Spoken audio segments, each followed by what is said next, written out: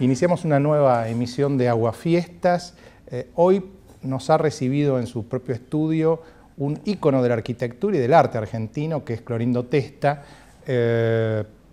Vamos a charlar con él sobre su propia obra, sobre la ciudad de Buenos Aires, sobre temas de arquitectura en general. Creo que va a ser un programa muy rico. Vamos a ir a los auspicios y enseguida iniciamos el diálogo con el arquitecto Clorindo Testa.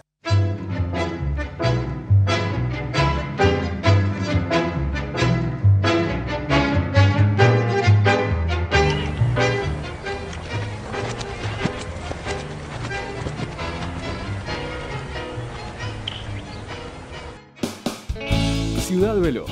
Préstamos tan personales como las razones para sacarlos. Por cada 1.000 pesos pagás menos de 30. 84 meses de plazo.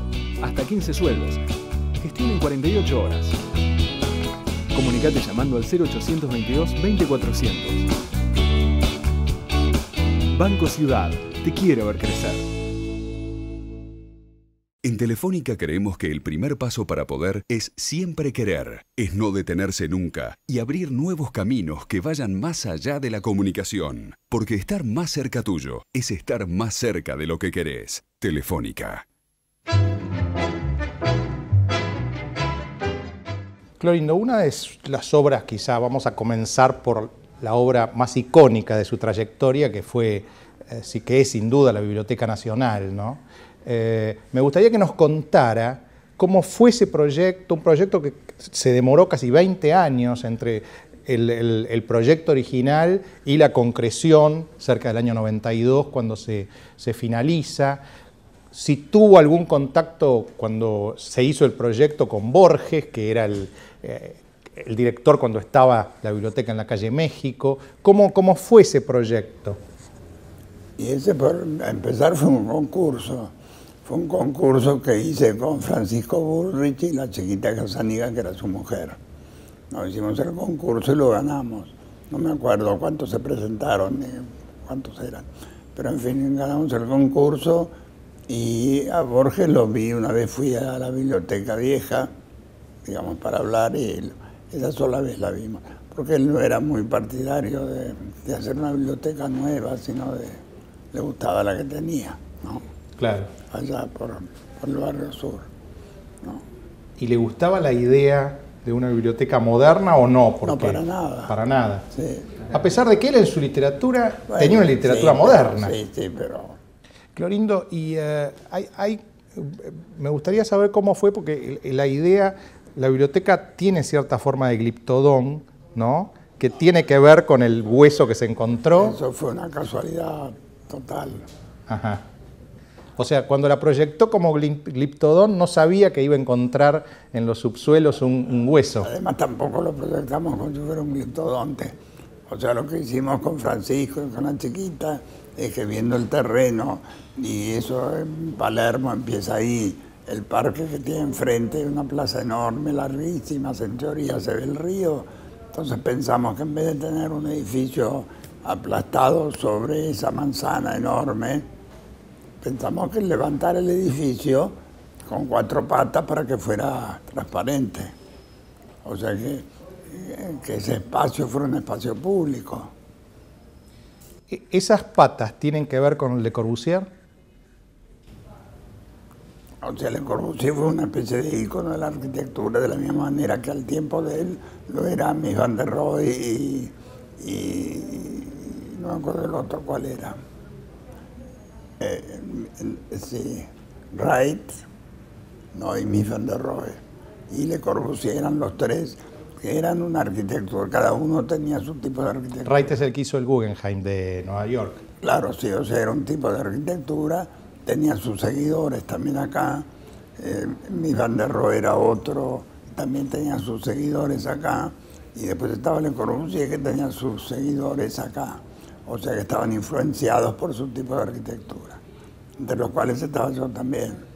Entonces eso era el año 50, o sea, el tipo de arquitectura era que el uso del hormigón armado y esas cosas. Lo que llaman brutalismo. Sí, que llamaron en su momento brutalismo. Ahora, esos pilotes que en Le Corbusier aparentemente eran un signo muy fuerte, algunos críticos decían que los seres humanos tienen una tendencia a no sentirse aéreos, sino buscar una especie de sentirse plantados en el piso. Afirmarse. Entonces que hay como una contradicción entre la idea de hacer edificios sobre pilotes y la tendencia natural del ser humano a agarrarse al piso. Bueno, te agarras al piso bajo techo. O sea, esto es un espacio público. Tenés una plaza abierta donde ves la especie de una radiografía del edificio que tenés encima. Porque vos te mirás abajo, levantás la vista y sabés dónde está el auditorium, dónde está la sala de exposiciones, dónde está el pasaje, ¿entendés? Para ir al escenario. O sea, es una radiografía del edificio. Vos desde abajo mirás y sabés cómo es el edificio. ¿Entendés? Y además estás bajo techo. O sea, hay una cosa que se llama el factor de ocupación del suelo. ¿Entendés? Suponete, este edificio tiene un factor de ocupación del suelo bastante grande porque es una masa que está apoyada ahí. La biblioteca no lo tiene, ¿entendés? Porque esa masa está levantada y está apoyada en 4 patas. O sea que el factor de ocupación del suelo de la Biblioteca Nacional deben ser a lo sumo 300 metros. Claro.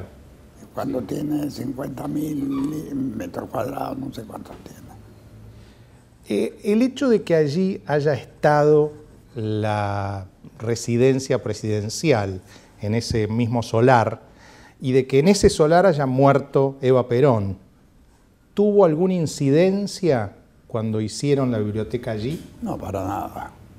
¿Entendés? Eso son cosas que suceden y que... Porque eso a Borges tampoco creo que le gustara demasiado, ¿no? No, nunca se me ocurrió pensarle, qué sé yo, no lo sé, nunca me dijo nada de eso. ¿Entendés? Clorindo, hay 2 críticas que alguna gente, algunos asistentes a la biblioteca hacen, o algunas personas que trabajan en la biblioteca hacen, y me gustaría trasladárselas para que usted, digamos, me dijera. Una es la rampa de ingreso, que dicen que es dificultosa para ancianos, para personas, digamos, con dificultades, que eso lleva muchas veces a que finalmente, cuando van ancianos, terminen haciéndolo entrar por la puerta de los empleados, ¿no? Y la segunda es que, si bien desde el 5º y 6º piso hay una vista extraordinaria, en general todos los paños son fijos, las ventanas son fijas, y eso hace que para el personal que trabaja allí, y eventualmente para la gente, si no funciona del todo bien la calefacción en invierno o el aire acondicionado en verano, que aparentemente no funciona bien por cuestiones de mantenimiento, etcétera, con los cuales usted no tendría nada que ver, pero al no funcionar bien, los paños fijos hacen el ambiente muy asfixiante. ¿Cuál sería su reflexión sobre estas 2 cuestiones? Y que hagan funcionar el aire acondicionado. ¿Qué otra reflexión vas a hacer? ¿Entendés? En cualquier edificio, si hace funcionar el aire acondicionado, funciona, está bien. Pero si no funciona el aire y es un día de calor y el sol le da, estás listo. Bueno, hablando del sol, uno de los grandes aciertos de la biblioteca fue que los libros estén enterrados, ¿no? Estén soterrados. Pero, por supuesto, los libros no tienen que recibir ni luz, claro, porque es lo que los destiñe. Los afecta. Claro. Claro, ni luz ni nada. Sí, fue el gran error de la biblioteca de París, ¿no? De la François Mitterrand, que los libros están hacia arriba, sí, y están sufriendo el sol y la luz. El impacto del sol. Y respecto de la rampa, Clorindo, de la rampa de ingreso. Y la rampa, si entras por el otro lado, o sea, si son discapacitados, entras por el costado, por la entrada de empleados. De todos modos, en una época se iba a poner un ascensor que después tampoco nunca se puso. Es un acceso, ¿no? Bueno, otro de los edificios que ha sido paradigmático en su trayectoria ha sido el Banco de Londres, que después sería Lloyds Bank. También tiene un estilo que se llamó brutalista, parecido, ¿no? Sí, porque son de la misma época, digamos, hay pocos años de diferencia entre uno y otro. Y es esa época que son el final de los años 50, 60. Y cuando pensó en ese edificio, porque es, digamos, muy distinto pensar en un edificio para lectores que pensar en un edificio para banqueros o empleados bancarios o personas que van a hacer trámites bancarios, ¿no? ¿Cuál serían digamos, el objetivo del pensamiento en el caso del banco? Bueno, hacer como un espacio público y que hubiera una separación entre lo que es el funcionamiento interno del banco y lo que es el funcionamiento público. En esa época, además, no sé ahora, pero la concurrencia a los bancos era masiva. Vos hacías un viaje por Europa y los bancos estaban vacíos porque la gente no iba al banco, hacía otros trámites. Aquí era una multitud de gente, ¿no? Entonces se armó un espacio público para esa multitud de gente que iba a los bancos. Y por eso hay esa separación. Los pisos interiores de funcionamiento interno son los que están suspendidos del entramado de arriba.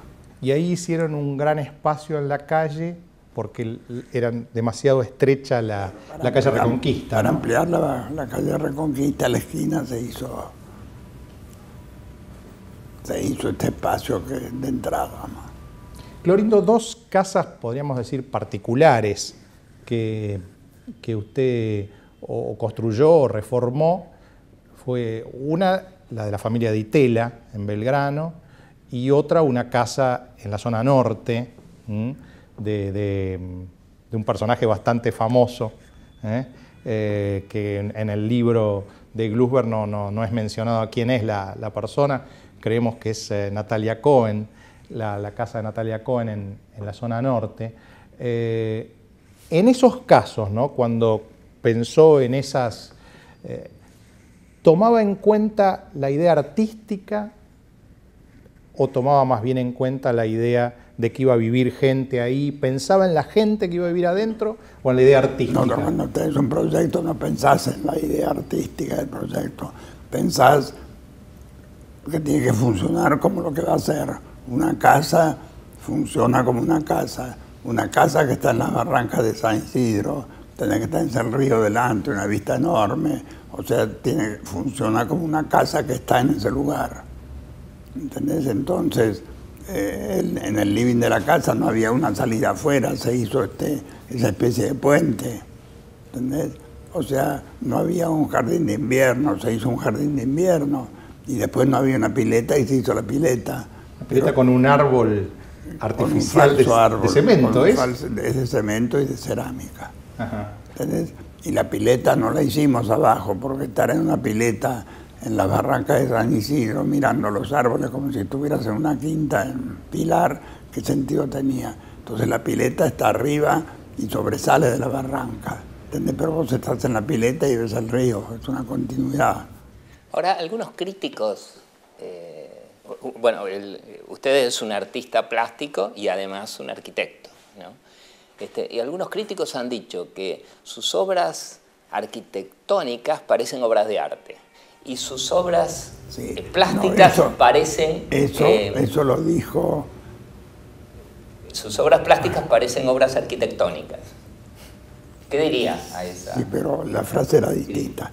Hubo una exposición en Gatti Chávez, la tienda esa, que tiene una sala enorme de exposiciones, que yo creo que fue en los años 60, ¿no?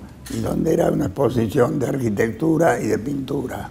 Entonces, yo tenía, aparte de arquitectura, un proyecto, que no me acuerdo cuál era, y en la parte de pintura o cuadros. Y entonces, uno que yo conocía de poco, un señor más grande, ¿no? Pero que no era arquitecto ni nada por el estilo, ni crítico de arte, me dijo: de arquitecto, usted cuando pinta parece arquitecto y cuando hace una obra de arquitectura parece pintor. La frase es esa, que era bastante lindo, ¿no? O sea que Ricardo nos introduce en el mundo de las artes visuales, podríamos hacer una torsión y introducir un poco el tema de Clorindo Testa como pintor y como artista, digamos, en general. Ha habido una inflexión en su obra desde la obra más icónica del 60, 61, 62, 63 hasta la actual. La obra de los 60, 61, 62 en línea un poco con el arte abstracto, con el informalismo, hasta podríamos decir con el arte povera que reinaba en ese momento, Alberto Greco, Kenneth Campbell, Kazuya Sakai, etc. Usted lo llevó casi al límite, ¿no? Porque hizo desaparecer primero la forma y después prácticamente el color, porque sus cuadros eran gris, blanco y negro, ¿no? Me gustaría que comenzara haciendo una reflexión sobre esa etapa. Y pintaba en gris, blanco y negro porque me gustaba hacerlo. ¿Entendés? Entonces lo hice durante un tiempo, porque las cosas no duran. Por ahí ahora lo puedes retomar, ¿entendés? Pero las pinturas blancas y negras empezaron, yo creo, en los años finales de los 50, ¿sí? 57, y duraron hasta el 60 y algo. Cuando aparece ya de vuelta la figura en los años 80 en su obra, ¿hay como un acercamiento al expresionismo? No lo sé, pensar. Usted iba haciendo lo que sentía que tenía ganas de hacer. Tenía ganas de hacer, porque ya 5 o 6 años de pintura abstracta tiene su fin. Clorindo, para terminar este capítulo del tema arquitectura, pintura en su vida y pasar un poco a los temas de la ciudad, que me parece interesante que usted reflexione sobre esos. Sebrelli, que participa de este programa habitualmente, hace una observación en su libro Las aventuras de la vanguardia, que también la hace respecto de Victorio Campo, que dice que Victorio Campo era una persona que sí le gustaba Fernand Léger, le gustaba toda la arquitectura moderna, a punto tal que hizo la casa en Rufino de Elizalde, otra casa en Mar del Plata moderna, pero finalmente ella terminaba viviendo en una especie de palacio italianizante como el de San Isidro, una casa antigua, italianizante, o en otras casas así antiguas. Y en el caso de Clorindo Testa, señala Sebrelli, ocurre lo mismo. Él para sus clientes ha hecho casas muy modernas, muy contemporáneas, con mucho vidrio. Dice, pero él, tanto para su estudio como para su casa, elige lugares franceses de principios del siglo, y él encuentra una contradicción en eso. ¿Qué tendría para decirnos? Y las cosas, o sea, se dan de una manera natural. O sea, este estudio era un departamento que era de mi padre, ¿no? Donde estaba alquilado y estaba una entidad, un grupo, una asociación de nacionalistas. Y un día vinieron unos chicos, qué sé yo, pusieron una bomba, explotó la bomba, se incendió, se apagó, qué sé yo, entonces se fueron, porque además el contrato se terminaba y mi padre dijo, bueno, basta, no lo renovamos más, porque no, entonces quedó vacío. Entonces yo con un socio que era en ese momento Lacarra, el arquitecto Lacarra, vinimos acá y empezamos. Si hubiera sido moderno el edificio, también hubiéramos venido acá. ¿Y en el caso de su casa particular? Es lo mismo, o sea, era propiedad de mi padre y se heredó. Pero en el caso de la casa que usted se hizo en la costa, ahí sí, la casa que usted se hizo para sí mismo en Pinamar, bueno, esa sí es una casa contemporánea. Y sí, porque no vas a proyectar a este estilo una casa ahora. Lo usás, los techos son altos, ¿entendés? El espacio es abierto. Claro. La luz, mira qué luz tiene, ¿no? Y ahí, digamos, la medianera iniciaba un estilo que hoy, por ejemplo, está muy en boga en Cariló, que es el estilo de los cubos, ¿no? Bueno, tampoco lo pensé que tenía que ser un cubo. ¿Usted fue haciendo las cosas un poco intuitivamente? Porque usted me dice, usted nos contesta, en varias respuestas nos contesta, eso lo pensé en ese momento, me pareció, me gustó. O sea, no es que sea intuitivo, es que estás viviendo en el momento en que estás. Entonces haces las cosas de acuerdo al momento en que estás. O sea, ¿cree de alguna manera que la época lo hizo a usted hacer ciertas cosas? Y ciertas cosas las hace, pero pensando. O sea, en la casa de Pinamar, suponete, está en el primer piso. ¿Por qué estar en el primer piso? Porque la casa está a 200 metros del mar. Se ve el mar. Y lógico, ¿para qué vas a ir a Pinamar a comprarte una casa, hacerla? ¿No? Y después estás viendo los pinos como si estuvieras en Pilar. Claro. Entonces haces levantás la casa y desde ahí ves el mar. Clorindo, tal como habíamos prometido, me gustaría, en la parte final del programa, hablar un poco de los problemas urbanísticos de la ciudad de Buenos Aires. ¿Qué piensa usted de las villas? ¿Cómo tiene alguna idea para resolver? Porque en la época del proceso, por ejemplo, pensaron en extirparlas directamente, sacarlas, erradicarlas. Macri más bien piensa en urbanizarlas, en abrir calles adentro, poner policías, poner negocios. Uno, claro, va por esas especies de caminos asépticos que son la autopista Ilia y ve a los dos costados esa villa o ve las villas en otras zonas de Buenos Aires y siente que algo hay que hacer. De otro lado hay gente que dice, no, esos son barrios y ahí hay lazos barriales, lazos entre la gente, hay que respetar esos lazos. Me gustaría que reflexionara sobre esto.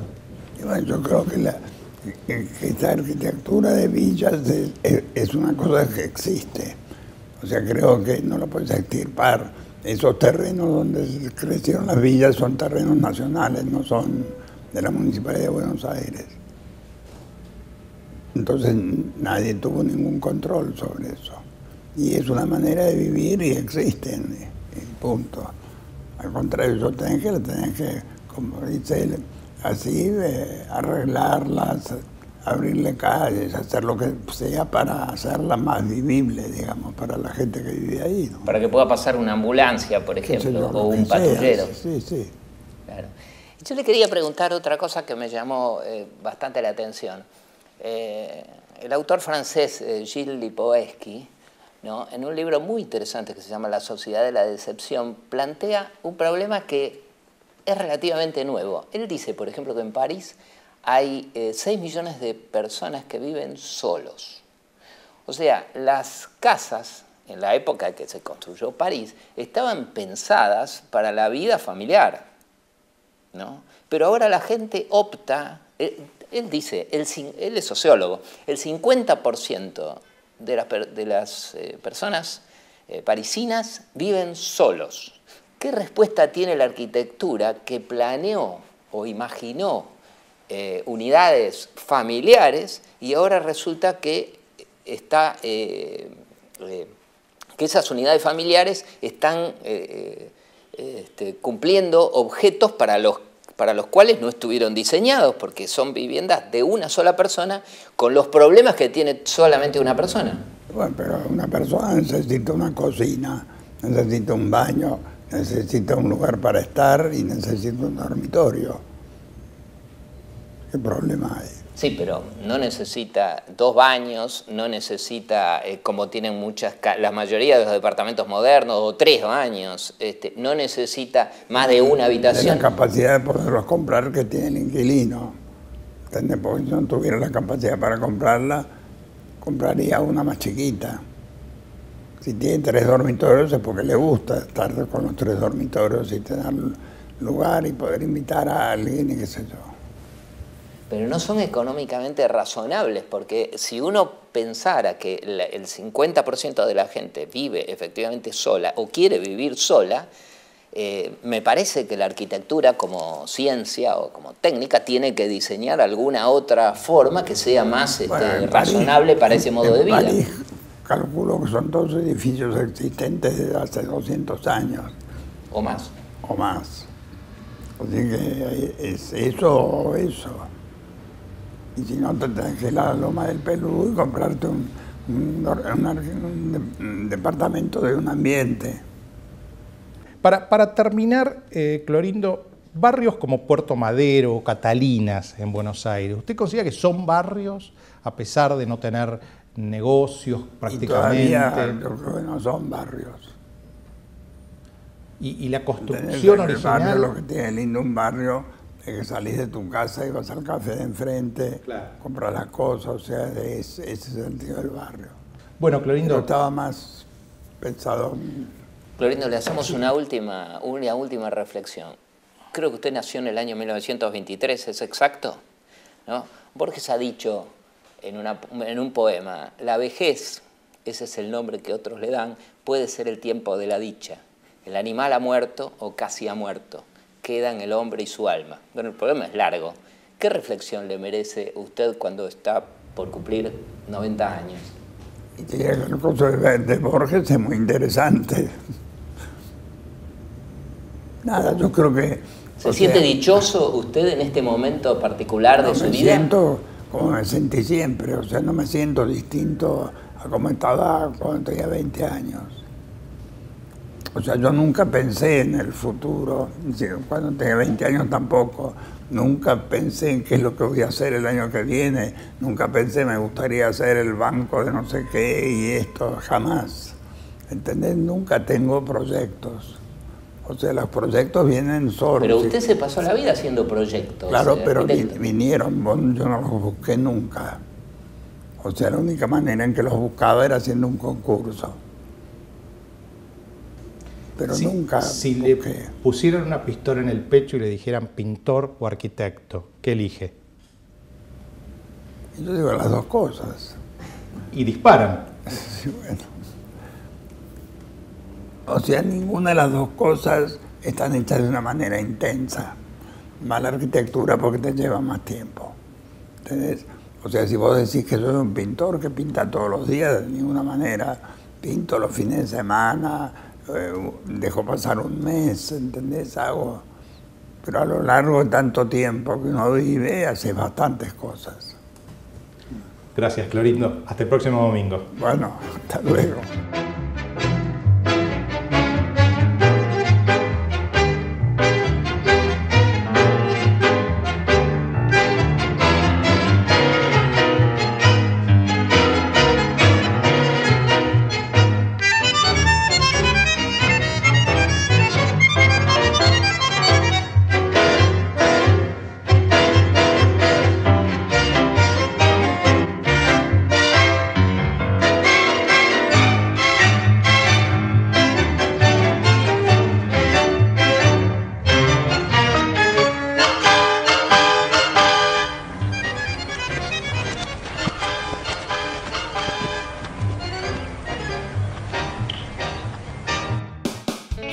Ciudad Veloz. Préstamos tan personales como las razones para sacarlos. Por cada 1.000 pesos pagás menos de 30. 84 meses de plazo. Hasta 15 sueldos. Gestión en 48 horas. Comunicate llamando al 0822-20400. Banco Ciudad. Te quiere ver crecer. En Telefónica creemos que el primer paso para poder es siempre querer, es no detenerse nunca y abrir nuevos caminos que vayan más allá de la comunicación. Porque estar más cerca tuyo es estar más cerca de lo que querés. Telefónica.